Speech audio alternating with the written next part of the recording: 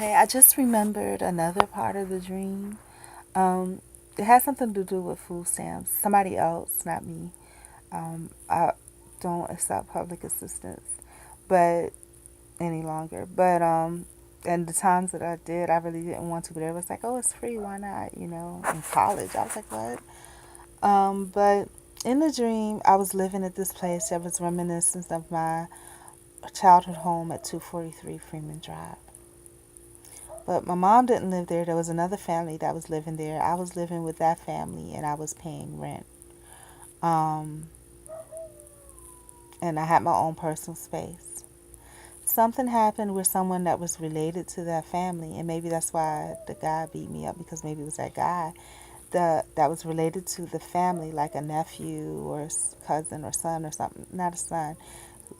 Had lost his home, so he came there, I guess, and I was living there, and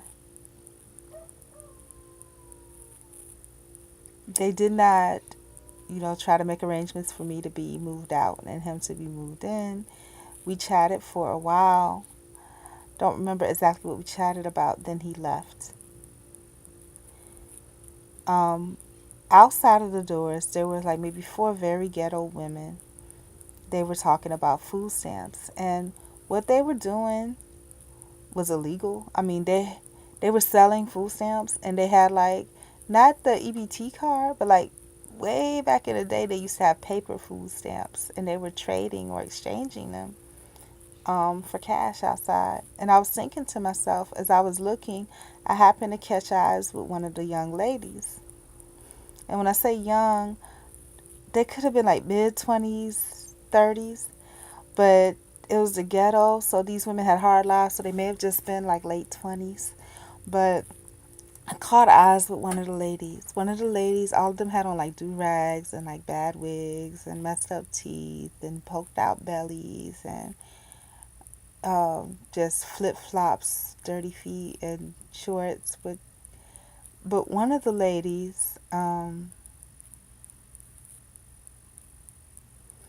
I caught eyes with her.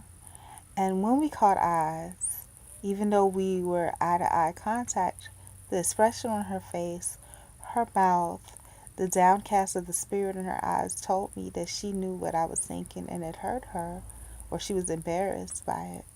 And what I was thinking or feeling was, you got all of these food stamps. I think that if you're homeless or in a certain type of position, you get like 200, but in the dream, it was in the future, but in the past.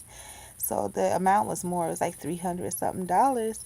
And I'm like, you have all of this money in food stamps that you do this income in food stamps that you don't really need, and you have nothing to show for it. But you're remaining on the food stamps because you're getting a quote unquote free income, but you don't even need it. And it puts you in a situation where, to survive, people are encouraging you to do something illegal. And and then and the other part of it was like, so she's choosing not to work because she's addicted to the fact, and this is scary, I think a lot of ghetto people are, she's addicted to the fact that she's getting quote unquote free food stamps, so she won't work because of that, or make her own income. I mean, that's just a very dynamic thing in my spirit, but that's another part of the dream that I remember.